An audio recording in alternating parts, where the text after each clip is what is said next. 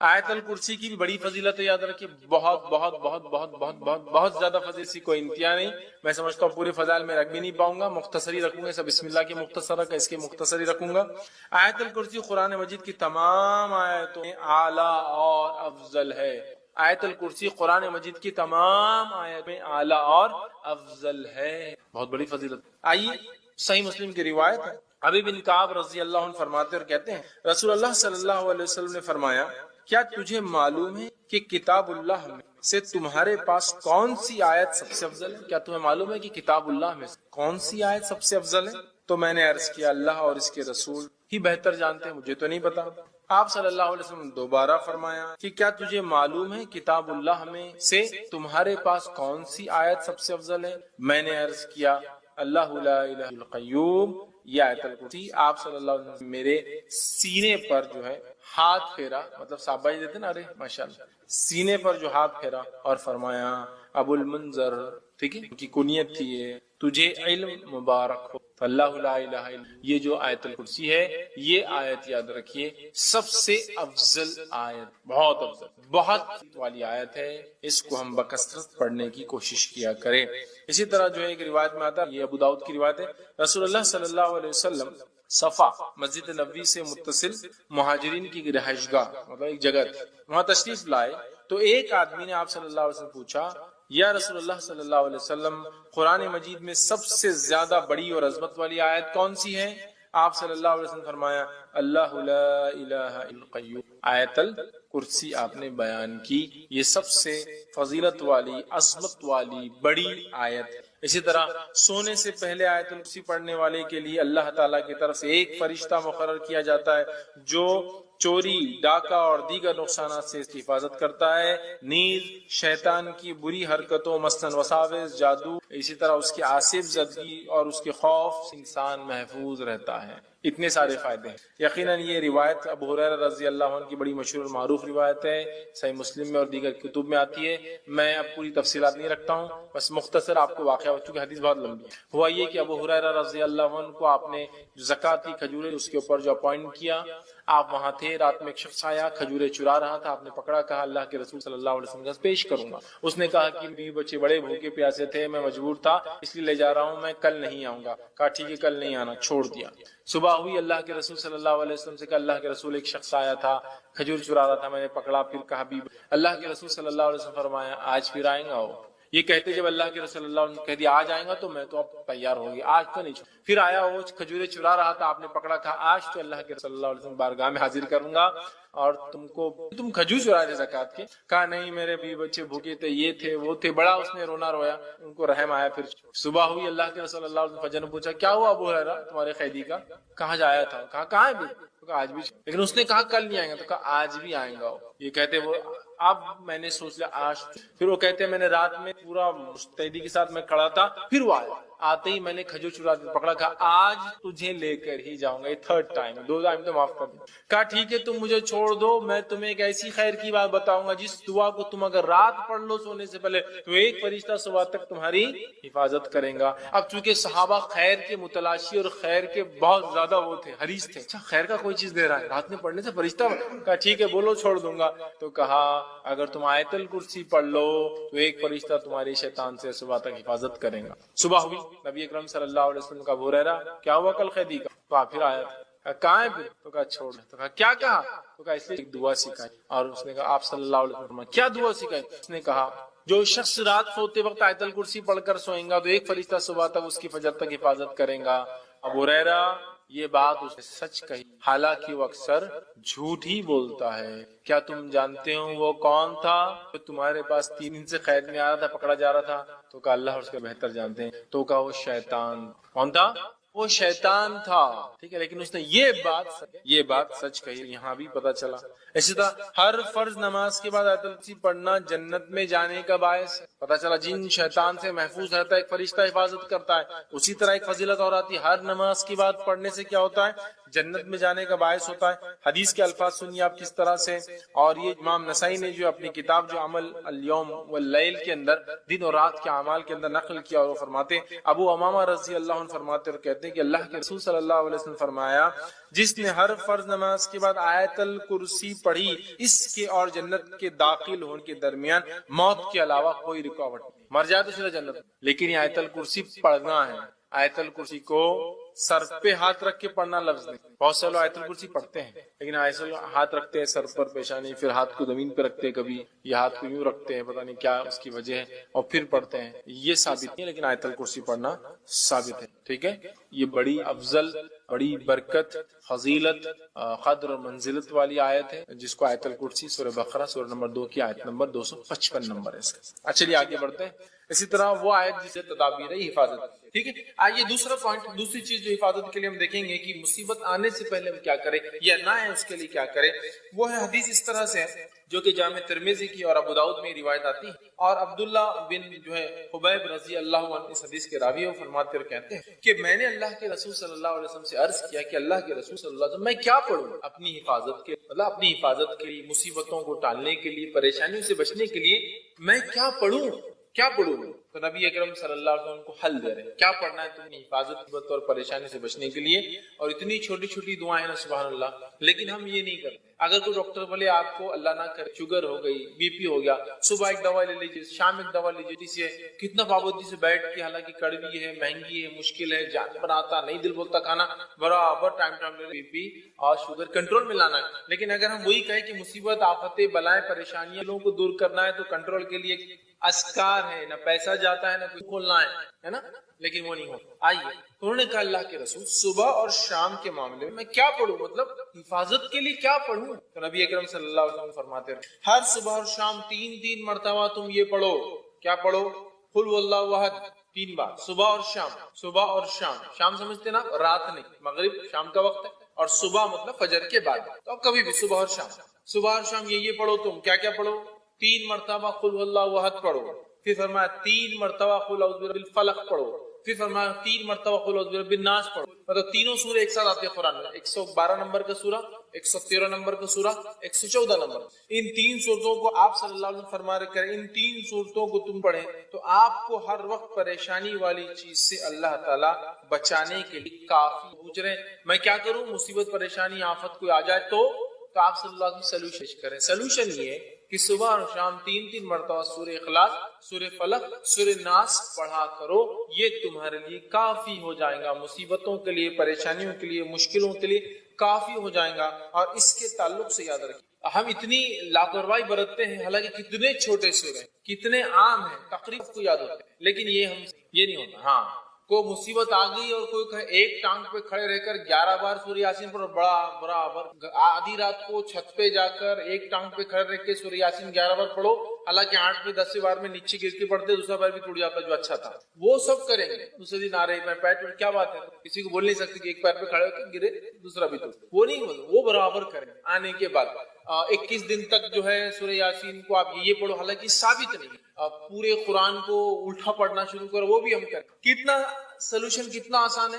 1 سورہ، 2 سورے اور 3 سورے، کتنی آیتیں ہو رہی ہیں، کتنی چھوٹی چھوٹی آیتیں. قل هو اللہ احد ہو گئی ایک آیت، اللہ الصمد لم یلد ولم یولد ولم یکن له 4 آیت ہو گئی. 4 آیتوں کو 3 بار بول تو کتنے بار ہو رہا؟ 12 آیت. یہ اتنے کم جملے ہیں کہ اس سے کئی گنا، کئی درجے زیادہ جملے میں اور آپ بولتے ہیں دن بھر میں، بات کرنے سے، بچوں سے، پڑوسیوں سے، باس سے، کسٹمر سے. صبح شام 3 مرتبہ پڑھنا ہے اور 3 مرتبہ پڑھ کے فنش. آپ نے اپنے آپ کو محفوظ کر لیا. صحابی کیا فرما رہے کہ میں کیا کروں حفاظت کے لیے، آپ صلی اللہ علیہ وسلم کیا سولوشن دے رہے، تم یہ 3 چیزیں صبح اور شام پڑھ لو.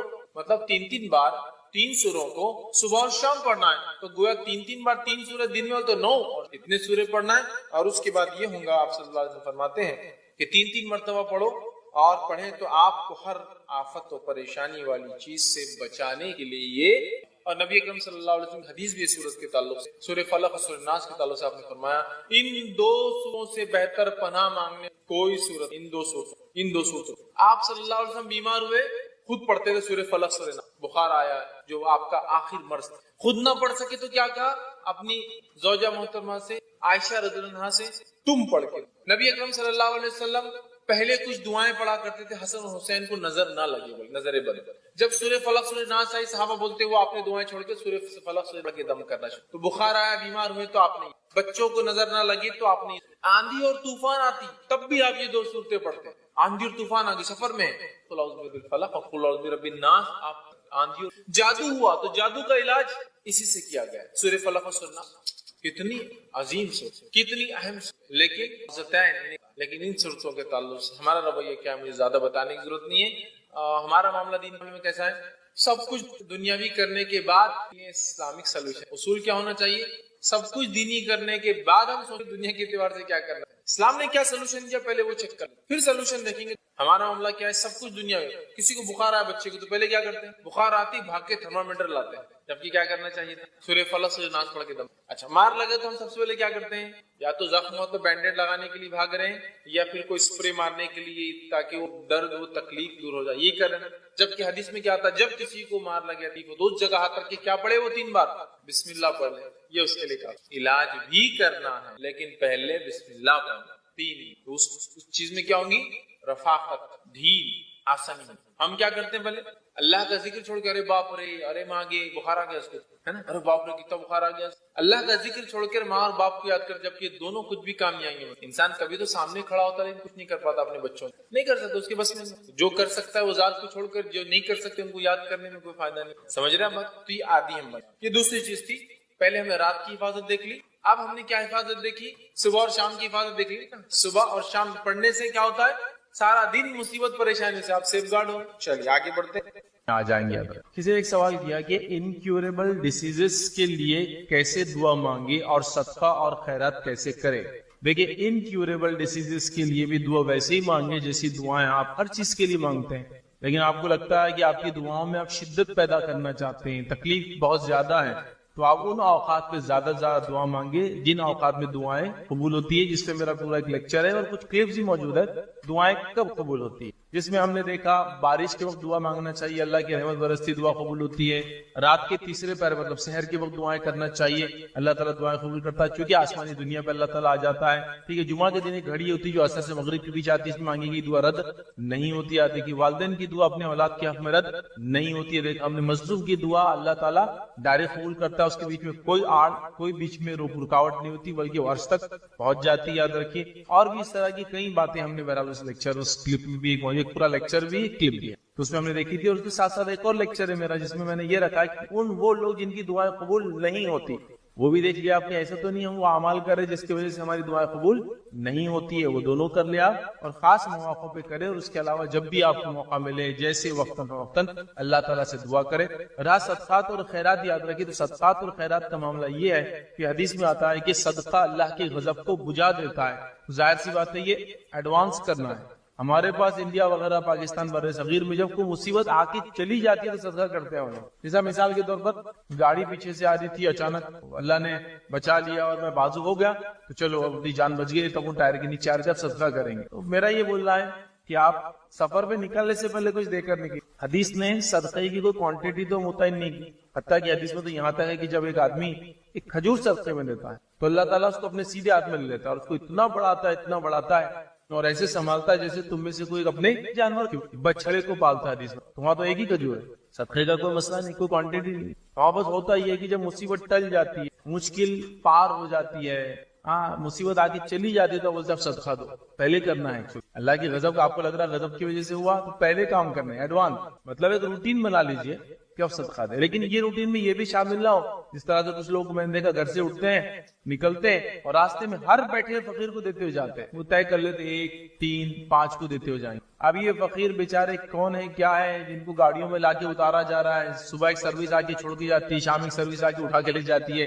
یہ نیکسس سے برے ہے. یہ فقراء وہ نہیں ہے جو مسکین اور فقیر ہوتے ہیں، تو یاد رکھیے ان کو دے جن کو آپ جانتے ہو کہ واقعی مستحق ہے، مسکین ہے. اور یہ ہر جگہ آپ کو ایسے لوگ ملیں گے. فقیروں سے زیادہ مستحق یاد رکھیے مسکین ہوتے ہیں. مسکین کو آپ پہچان نہیں سکتے، اس کو تلاش کرنا ہوتا ہے. تلاش کرے، مسکینوں کو ملیں گے آپ کو اطراف میں بہرحال، لیکن وہ ایڈوانس پہ دینے کی کوشش کرے. تو اور صدقہ خیرات کیسے کرے؟ تو صدقہ خیرات آپ جیسے کرنا چاہے کرے. لیکن ایک گزارش جو میں اور ایک کروں گا آپ کے ساتھ وہ یہ، ایک تو پہلے کرے بتا دیا میں نے، ایک اور گزارش، صدقے کو آپ کیش میں हमारे पास एक अजीब ट्रेंड है, जान के बदले जान, माल के बदले माल, अनाज के बदले अनाज। क्या क्या रहता था, किसी की जान बच गई तो बकरा दो।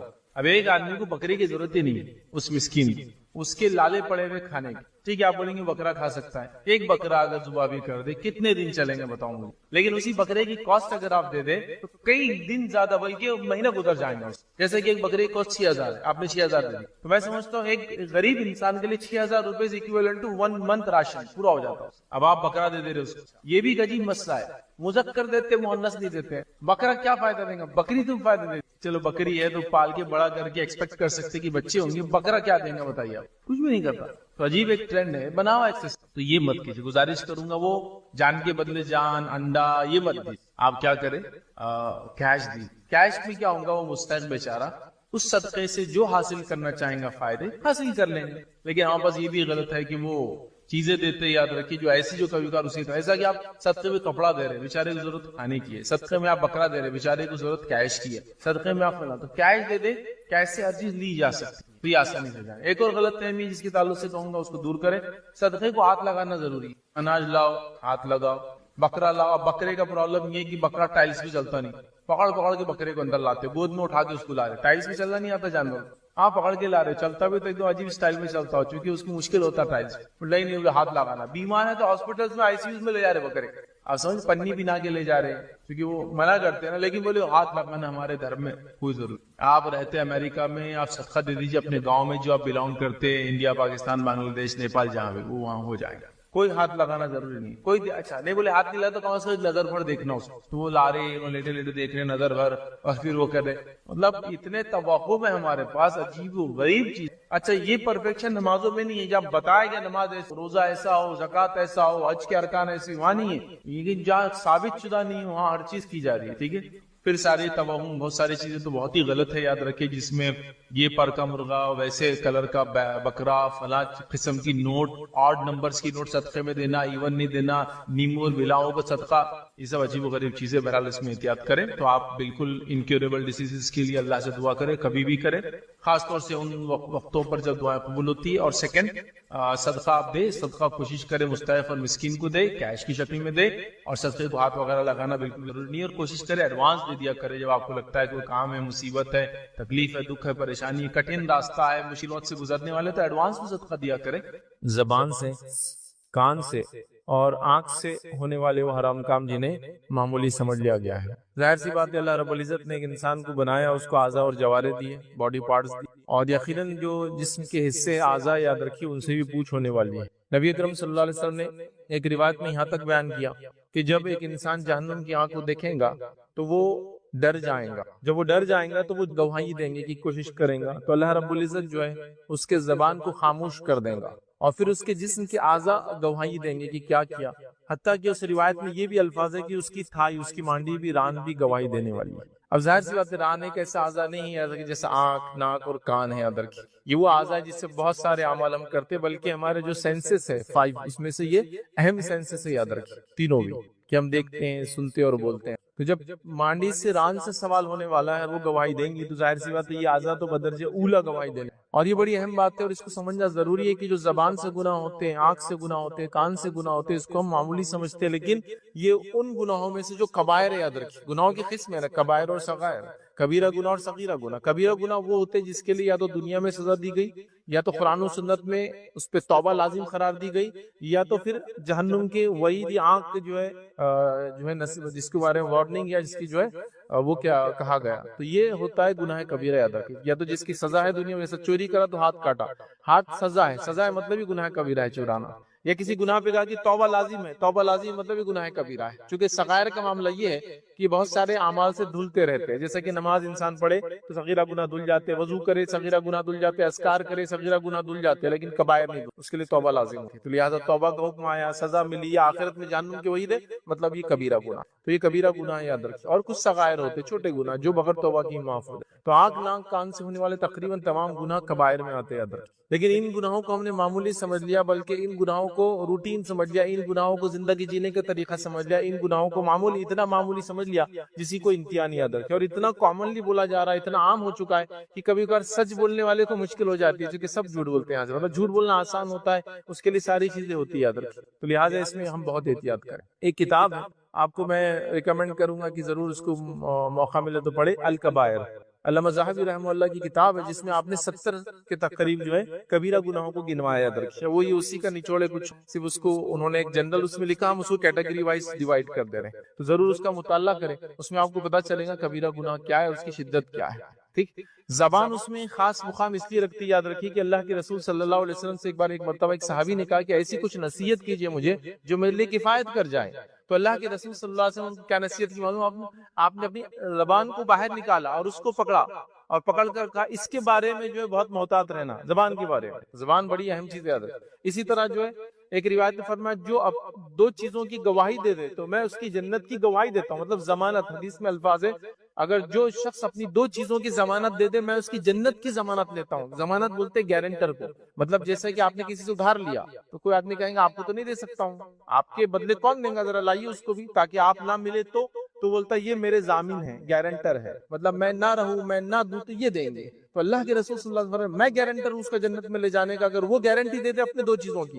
वो कौन कौन सी दो चीजें? कहा एक जो उसके दो जबड़ों के बीच में है जबान, और एक वो जो उसके पैरों के बीच है शर्मगाह। इसकी अगर इंसान गवाही दे दे, मर्द और औरत की जबान से गलत काम नहीं किया, शर्मगाह से गलत काम नहीं किया, तो अल्लाह के रसूल सल्लल्लाहु अलैहि वसल्लम उस दिन खड़े हो जाएंगे उसकी गारंटी लेने के लिए, उसके जामीन बन जाएंगे। तो लिहाजा जबान बड़ी अहम चीज है, इसको मामूली हम ना समझे। इसका मसला ऐसा है कि याद रखिए इतना छोटा सा हिस्सा है, हड्डी भी नहीं होती उसके अंदर, लेकिन इतना नुकसानदेह होता है अगर इसको सही इस्तेमाल ना किया जाए, इसकी कोई इंतहा नहीं। एक बड़ी मिसाल है, बहरहाल दी जाती है कि जबान उन आज़ाओं में से जिस पे लगा हुआ जख्म सबसे जल्दी भर जाता है। मानो जबान देखिए बच्चे की दोनों दांतों में आ गई, चंद घंटों में हील होना चालू होता है, मतलब दिन नहीं लगते, घंटे।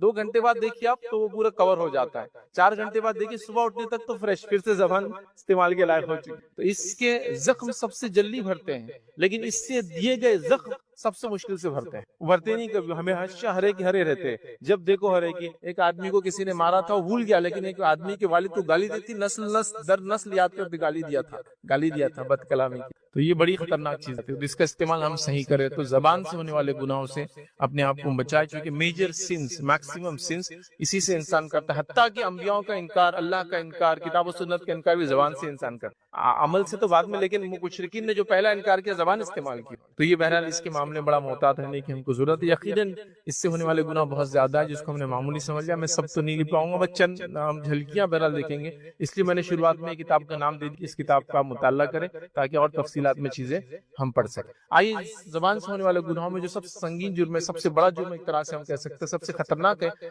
ईमानियत के मामले में नहीं देख रहे हम कि जैसे हम निफाक इख्तियार कर ले, कुफ्र इख्तियार कर ले, ये मामलात के मामले में। तो बहरहाल उसके अंदर है झूठ बोलना है। इस जबान का सबसे संगीन जुर्म है, सबसे बड़ा जुर्म है, सबसे खतरनाक जुर्म है याद रखिए, झूठ बोलना। क्योंकि झूठ क्या करती है, थोड़ा थोड़ा जमा होते रहता है और इंसान का शुमार फिर झूठों में लिख दिया जाता है। हदीस के अंदर मफहूम ये, इंसान झूठ बोलता है, हत्ता कि उसका नाम झूठों में लिख दिया जाता है, मतलब हमेशा के लिए झूठा हो जाता है। और इंसान सच बोलता है, उसका नाम सच्चों में लिया जाता है, और वो सच्चों के साथ उसका फैसला हो जाता है, सिद्दीकीन में उसका फैसला होता है। तो लिहाजा जबान का इस्तेमाल खास तौर से झूठ के मामले में हम ना करें, याद रखिए, इसलिए कि झूठ संगीन जुर्म है। झूठ होता क्या है, किसी वाक़े को इसकी हकीकत या उसकी असल से या उसके खिलाफ बयान कर, किसी वाक़े को उसकी हकीकत से हटकर, उसकी असल से हटकर या उसके खिलाफ बयान करना। जैसा एक मर्द आया तो मैं कहूँ एक औरत आई, बिल्कुल खिलाफ बात की, मैंने अपोजिट बात कर दी। उसने कहा, मैं कह रहा हूँ उसने नहीं कहा, बिल्कुल अपोजिट बात कर दी। या हटकर बयान करना, ये झूठ हो जाता है। तो चीजों को तब्दील करना, हटकर बयान करना, खिलाफ बात करना वाक़े को, बिल्कुल जैसा अलिफ ने बा को मारा और मैं बोल रहा हूँ बा ने अलिफ को मारा, ये बिल्कुल खिलाफ बात बने, तो ये सब झूठ है याद रखिए। तो झूठ याद रखिए बहुत संगीन जुर्म है, लेकिन झूठ का मामला ये कि हमने इसको बड़ा मामूली समझ लिया गया है। और इतना मामूली समझ लिया है कि कई जगह ये कहा जाता है कि इसके बगैर काम थोड़ी चलता है। जैसे मिसाल के तौर पर झूठ कई जगह बोला जाता है, एक आदमी तिजारत में झूठ बोल रहा है, अब कोई कहे कि तिजारत में क्यों झूठ बोल रहे हो, अपनी कमाई को क्यों खराब कर रहे हो, दूसरा आदमी क्या जवाब देता है, इसके बगैर कौन सा बिजनेस चलता है, इसके बगैर मैं तिजारत कैसे कर पाऊंगा, इसके बगैर माल बिकेंगे कैसा मेरा, इसके बगैर मेरे हाथ आगे कैसे बढ़ेंगे। तो झूठ का मामला ऐसा हो गया, याद रखिए कि नीचे से लेकर ऊपर तक या ऊपर से लेकर नीचे तक, दाएं से लेकर बाएं तक हर आदमी झूठ बोल बोल रहा है, इतना झूठ बोल रहा है कि सच्चे लोग मशहूर हैं। नबी अकरम सल्लल्लाहु अलैहि वसल्लम का जमाना, सहाबा का जमाना, ताबईन के जमाना, सलफ सालिन का इब्तिदाई जमाना ऐसा था, झूठे मशहूर थे, क्योंकि चंद लोग झूठ बोलते थे तो पकड़े जाते थे। देखिए सारा समाज जब सच बोलेगा और चंद लोग झूठ बोलेंगे तो पकड़े जाते हैं, तो वो पकड़े जाते थे। तो झूठे मशहूर थे, मालूम था ये झूठ बोलता है। इसीलिए आप देखते हैं जब हदीसों की रिवायत के बारे में बात आती है तो मुहद्दिसीन ने लोगों की जिंदगियां खंगाली और उसको लिखा, फिर कमोबेश 65,000 से ज्यादा लोगों की जिंदगी को खंगाल के उसको लिख दिया गया एक साथ कि इन्होंने क्या थे, कैसे थे जिंदगी में, एक बार भी झूठ बोला तो लिखा हुआ है। तो कैसे पता चला ये?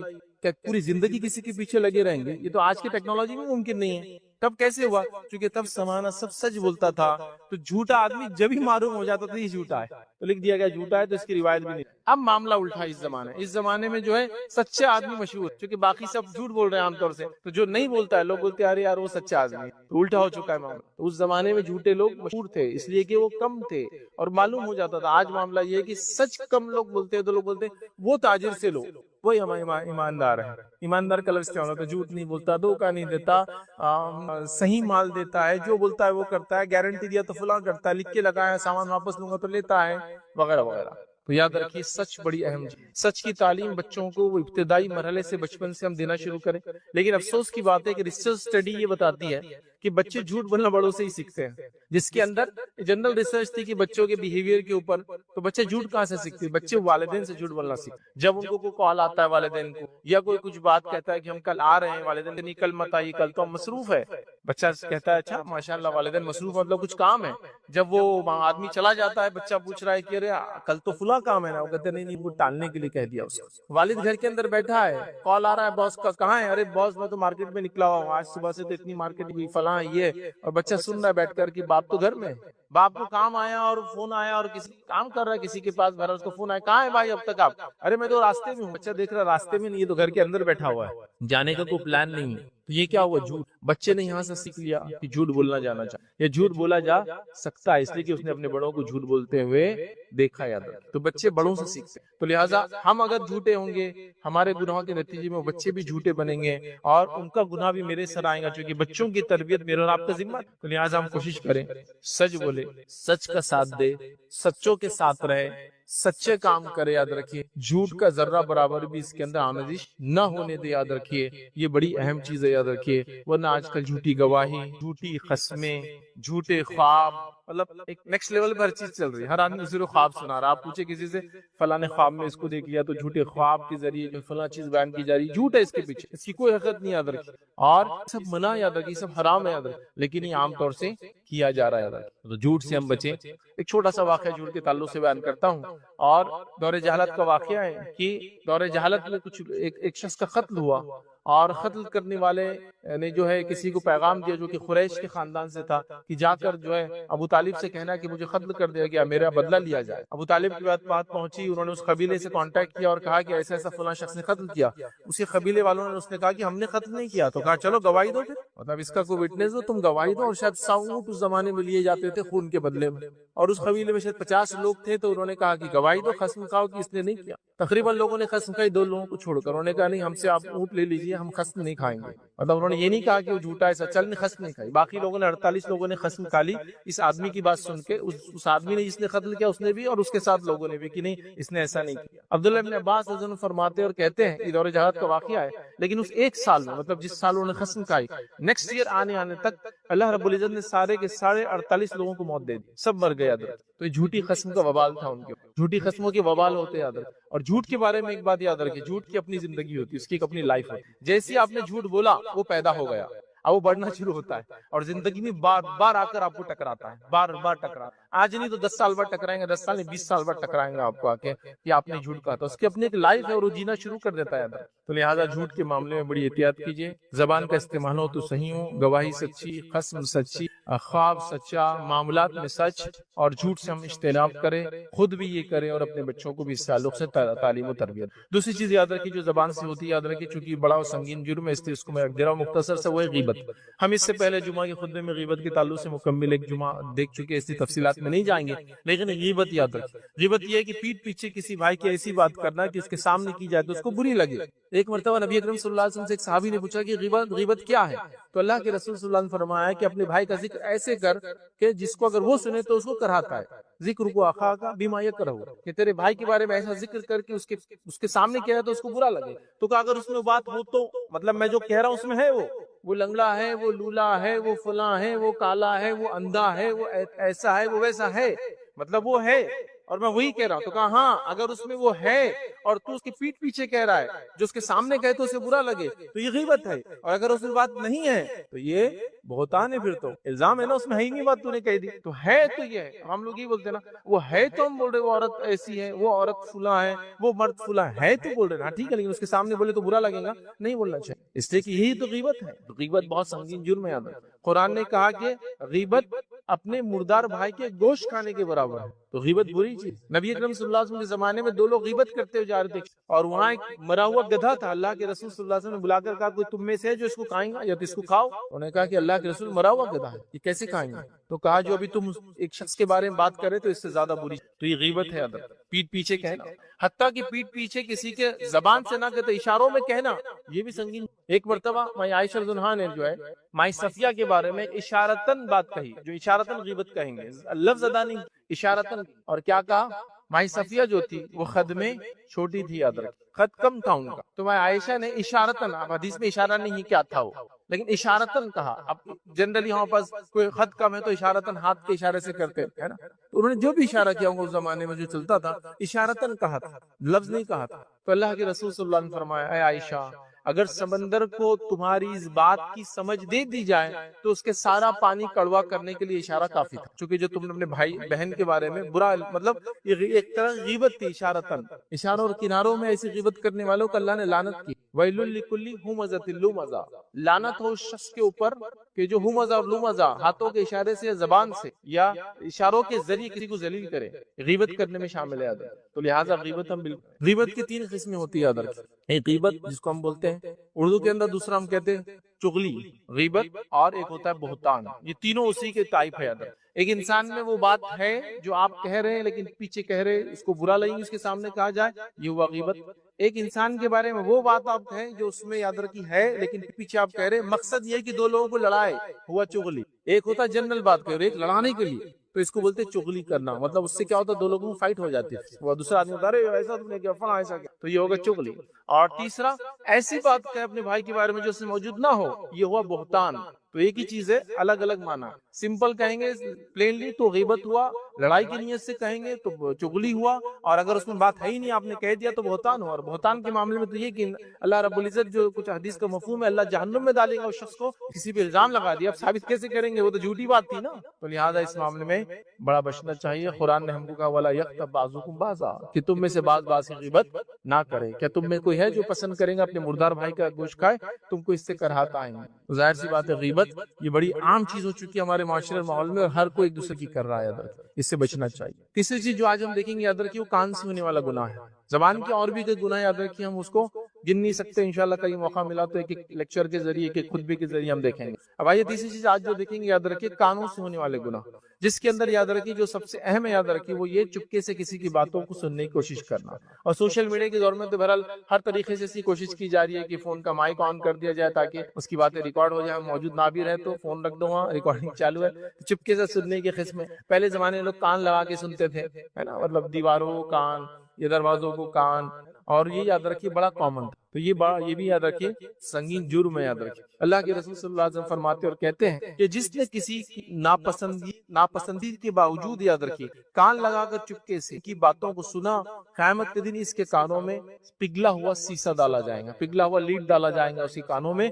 جس نے ناپسندیدگی کے باوجود کسی کی بات کو سنا۔ تو یاد رکھیے درست نہیں کسی کی بات سننا، لیکن ہمارے پاس اس کو بہت اہم رول مل جاتا ہے، بڑی اہم شخصیت بن جاتا ہے وہ انسان جو لوگوں کی باتیں سنتا ہے پھر آ کے دوسروں کے سامنے بیان کرتا ہے، اس کو دھارکاری، اسمار خان فلاں، اور اس کی تو بہت چلتی ہے، اس کو تو سب کی خبریں رہتی ہے، وہ سب جگہ سنتا ہے اور آ کے بولتا ہے، لیکن روز قیامت اس کے لیے اس کی زبان بھی نقصان دینے والی ہے، اور جو کانوں سے سنا ان کانوں میں سیسا ڈالا جائے گا، چونکہ بلا وجہ اس نے جیسے بات کی کوشش کی ہے وہ سنتا ہے، یاد رکھ۔ اب چھوٹے گھروں کے اندر لے لے تو ساس چاہتی ہے کہ کہ بہو کی ہر بات اس کو سنے آئے, فل اس کے مطلب پرائیویسی کچھ نہیں اس کے لائف, فل کنٹرول میں رکھے, اور ہر آدمی دوسرے کی باتیں سن سکتا ہے بغیر اس کی اجازت کے, سن کر وہ آگے پاس آن کرنے کو سب سے زیادہ اہم کام سمجھتا ہے, اور اس کو بالکل مطلب جس کو گوسپ کا ہائیسٹ لیول ہے, یہ سنتے ہی کال کر کے پھر بتانا کہ ایسا ہوا, ایسا سنا گیا, اندازن ایسا سنا گیا, لگ رہا تھا ایسا بولا ہے, مطلب اس میں گیس ورک بھی چلا, لگ رہا تھا ہونٹوں سے ایسا بول رہے ہوں گے,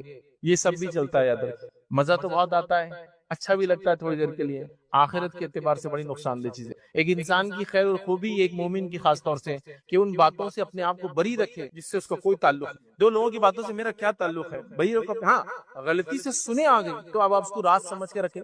ہوتا ہے نا کبھی وہ ایکسپیکٹ نہیں کر رہے تھے اور آپ نے سن لیا, آپ بیٹھے تھے, جو اللہ کا ذکر کرتے ہیں ان کے لیے فرشتے کس طرح سے نازل ہوتے ہیں. اور یہ بات ہم جانتے ہیں کہ فرشتے ہر شخص کے لیے نازل نہیں ہوتے, یہ صرف انہی کے لیے نازل ہوتے ہیں جن سے اللہ راضی ہوتا ہے, چونکہ اللہ کے حکم سے نازل ہوتے ہیں, اور یہ انہی پر عذاب لاتے ہیں, یاد رکھیے, جن سے اللہ ناراض ہوتا ہے, اور وہ اسی کے حکم سے, یاد رکھیے, یہ کام کرتے ہیں. تو بہرحال آئیے اسی کڑی کے اندر کچھ باتیں, چند اعمال آج میں جوڑوں گا جو اعمال دیکھنے کے اعتبار سے بڑے چھوٹے ہوتے ہیں, لیکن اگر یہ کر کے اگر ہم نے کوئی کام کیا تو اس میں فرشتے نازل ہوتے ہیں. کسی میں ایک ہوتا ہے, کسی میں سینکڑوں ہوتے ہیں, اور کسی کے اندر لا تعداد, مطلب جس کی کوئی کاؤنٹنگ نہیں, جہاں تک نظر جائیں گی وہاں تک فرشتے نازل ہوتے ہیں. اعمال کرنے کے اعتبار سے چھوٹے اعمال